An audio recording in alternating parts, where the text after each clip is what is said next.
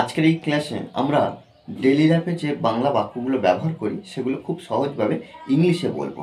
দেখো, প্রতিদিন যদি আমরা এভাবে কিছু কিছু বাক্য যদি আমরা প্র্যাকটিস করি তাহলে ইংলিশে কিন্তু ইমপ্রুভ করতে পারবো। দেখো এখানে কি, চলো এটাই করি।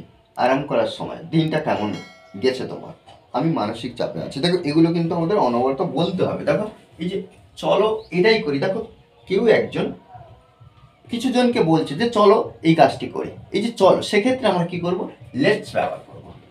গো ফর ইট, ওকে। আরাম করার সময় time to relax, time to relax, time to relax, okay.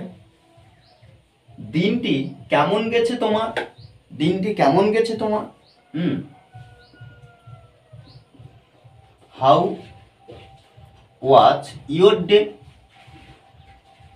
Your day, জিজ্ঞাসা চিহ্ন। আমি মানসিক চাপে আছি, অর্থাৎ একটা মানসিক চাপ অনুভব করছি। মানসিক চাপে আছি মানে কি, আমি মানসিক চাপ অনুভব করছি। তাহলে এখানে লিখতে হবে I am feeling, feeling stressed, stressed, okay. চলো মজা করি। তাহলে এখানে আমরা লিখতে পারি কি, let's have a fun, okay. চলো হাঁটতে যাই। তাহলে এখানে একইভাবে কি করব, let's go for a walk, go for a walk,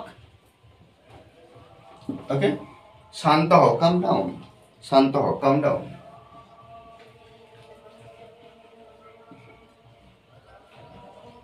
okay.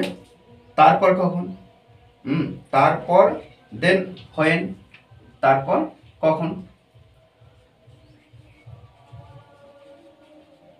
Then when.